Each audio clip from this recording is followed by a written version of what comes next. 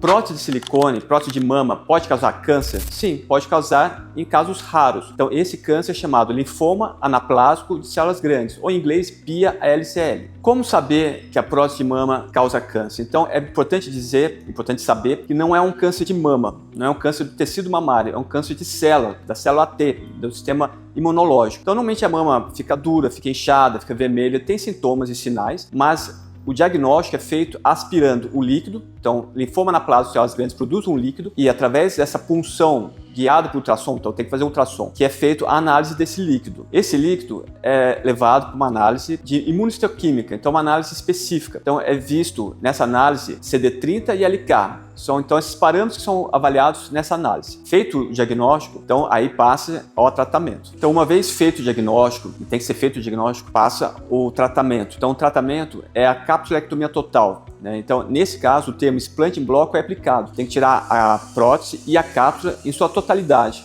Então, o câncer não é de mama, como eu já falei, mas ele está no tecido da cápsula. Então, é preciso fazer o explante em bloco, que quer dizer tirar a prótese e a cápsula em sua totalidade. Após a retirada da cápsula e da prótese, aí é feito também a análise da cápsula. Muitas vezes não consegue fazer o diagnóstico antes, às vezes o diagnóstico só é feito depois que é analisada a cápsula. E excluindo ou confirmando o diagnóstico de linfoma anaplásico de células grandes, aí tem que fazer o acompanhamento. Então vamos supor que confirmou o diagnóstico de linfoma anaplásico de células grandes, como que é feito o acompanhamento? Então tem que passar com o hematologista ou com o oncologista, que é o médico que trata de câncer. Às vezes tem que fazer outros exames, tem um exame específico que chama PET scan, para ver se esse tumor está alojado em alguma outra parte do corpo. Normalmente o explante em bloco é o tratamento completo, é curativo. Normalmente esses pacientes que têm linfoma anaplásico de células grandes estão nos estágios mais iniciais, então a cirurgia é curativa. No acompanhamento pode ser necessário outros tratamentos adjuvantes, isso ou oncologista ou hematologista, que é o médico que cuida das doenças do sangue, que vão dizer, mas é feito um tratamento e vai feito um acompanhamento a mais longo prazo. Então essa é a cura, normalmente, do linfoma anaplásico de células grandes. Então é retirar a cápsula em bloco, a cápsula e a prótese em bloco. Mas há também a reconstrução. A reconstrução fica ou na primeira etapa, ou numa segunda etapa, se tiver dúvida do diagnóstico, e pode envolver levantar a mama, que é a mastopexia, pode envolver enxerto de gordura.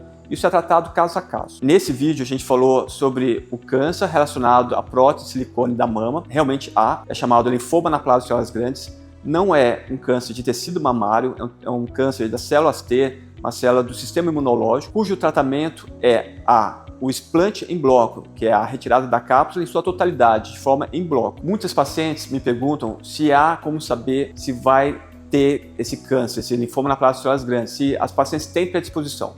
Então, atualmente, não existe nenhum exame, nenhum mapeamento genético que a gente pode fazer para saber se essa ou aquela paciente tem predisposição, se ela vai desenvolver o linfoma anaplásico de células grandes. É preciso salientar que é um linfoma raro, então uma porcentagem muito pequena das pacientes que têm prótese de mama vão desenvolver e que o correto é passar com o seu cirurgião plástico ou seu ginecologista e anualmente, conforme indicação, fazer ultrassom, mamografia e em alguns casos específicos a ressonância nuclear magnética, que é o melhor exame para ver a prótese. Então, se você tem algum desses sintomas, e os sintomas mais importantes são aumento do volume mamário repentino, a hiperemia, a mama fica vermelha, endurecida, então alterações súbitas, repentinas, então procure seu médico. É necessário fazer inicialmente um ultrassom, daí na sequência uma ressonância nuclear magnética, investigar para, se necessário, funcionar, tirar aquele líquido e seguir com a investigação. Se não possui sintomas, se está tudo bem, segue com o seu profissional. Normalmente após os 40 anos é ultrassom e mamografia anual. Antes dos 40 anos, só se a paciente tem uma predisposição de câncer de mama, é outro tipo de câncer. E a recomendação da Sociedade Americana de Cirurgia Plástica, que após os 10 anos,